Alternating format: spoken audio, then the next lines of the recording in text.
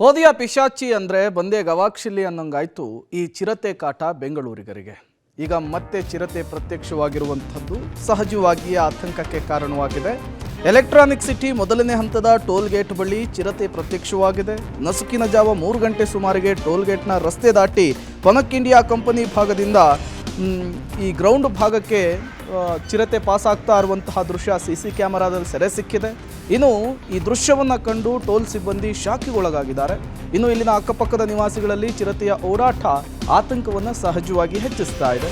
ಅರಣ್ಯ ಇಲಾಖೆ ಅಧಿಕಾರಿಗಳಿಗೆ ಮನವಿ ಮಾಡಿಕೊಂಡಿದ್ದಾರೆ.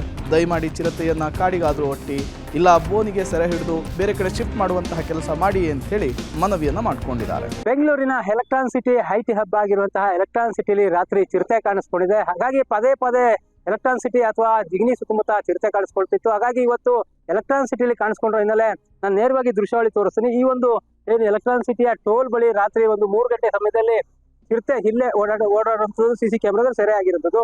ಎಲ್ಲ ಒಂದ್ ಕಡೆಗೆ ಐಟಿ ಸಿಟಿ ಆಗಿರೋದ್ರಿಂದ ಸಾವಿರಾರು ಐಟಿ ಉದ್ಯೋಗಿಗಳು ಈ ರಸ್ತೆಯಲ್ಲಿ ಓಡಾಡ್ತಿರ್ತಾರೆ.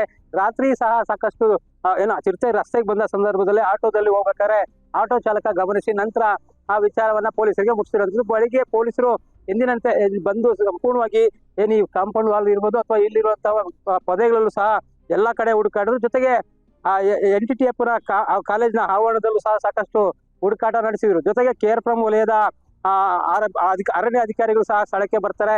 ಸಂಪೂರ್ಣವಾಗಿ ಕ್ಯಾಂಪಸ್ ಅನ್ನ ಎಲ್ಲಾ ಕಡೆಯೂ ಹುಡುಕಾಟವನ್ನ ಮಾಡ್ತಾರೆ. ಎಲ್ಲೂ ಸಹ ಚಿರತೆ ಪತ್ತೆ ಆಗಿಲ್ಲ. ಅಂದ್ರೆ ಇಲ್ಲಿ ಪಕ್ಕದಲ್ಲೇ ಒಂದು 20 ಎಕರೆ ಪ್ರದೇಶದಲ್ಲಿ ಒಂದು ಆಳ್ಬಿದ್ದ ಒಂದು ಪೊದೆಗಳು ತುಂಬಿಕೊಂಡಿರುವಂತಹ ಜಾಗದಲ್ಲಿ ಖಾಲಿ ಇರುವಂತದ್ದು. ಹಾಗಾಗಿ ಚಿರತೆ ಆ ಕಡೆ ಹೋಗಿದೆ ಅನ್ನೋ ಮಾಹಿತಿಯನ್ನ ಈಗ ಅರಣ್ಯ ಅಧಿಕಾರಿಗಳು ಹೇಳ್ತಾ ಇರೋದು.